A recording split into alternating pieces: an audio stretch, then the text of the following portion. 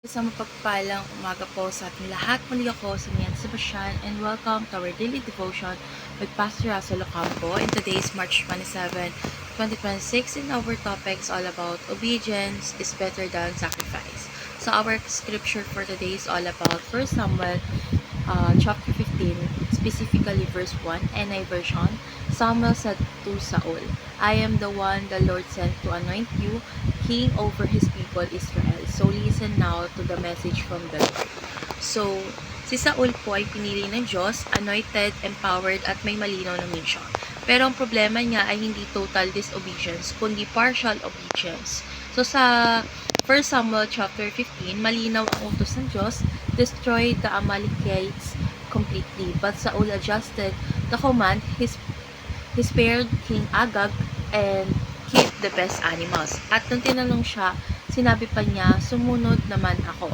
But here's the truth. Delay obedience, adjusted obedience, and partial obedience is still disobedience. So, kaya sinabi ni Samuel, to obey is better than sacrifice. So, Saul thought he could compensate, parang okay lang, hindi ko sinunod fully, basta may offering naman. So, pero hindi mo naman kayang i-bribe ang Diyos kasi God is not after your rituals, He is after your heart. So, our teachings for today is first is Saul offered sacrifices without obedience. So, ginawa niya yung religious act but ignored the command. Second is Saul thought he could bribe God with offerings. So, akala niya enough na yung sacrifice to cover his disobedience. And last is Saul feared people's rejection more than God's rejection. So, mas iniisip pa niya ang sasabihan ng tao kaysa sa utos ng Diyos. So how do we respond?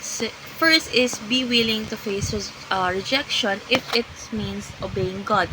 So, minsan, obedience will cost you, but it is always worth it. Second is be a God pleaser rather than a people pleaser. So, hindi lahat ng gusto ng tao is kalooban ng Diyos. And last is be obedient to God's command without compromise. No shortcuts, no adjustment, just full surrender. So, why is partial obedience considered disobedience? To answer simply is because when we only obey what is convenient, we are still placing our will above God's will. So, let's dive deeper. Is God brutal? Did He really command destruction? So, sa context ng Old Testament, the Amalekites were persistently wicked and opposed God's people. So, God's command was not random, it was judgment against long-standing evil. Why annihilate entire groups?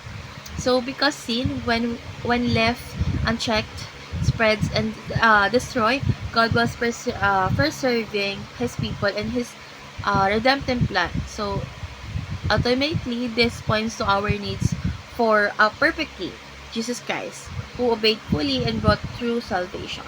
So, let's pray. Lord God, forgive us for the times we obey only partially. Teach us to fully trust you and follow your commands without compromise. Remove the fear of people from our hearts and help us desire your approval above all. Give us a heart that obeys you completely. In Jesus' name we pray. Amen.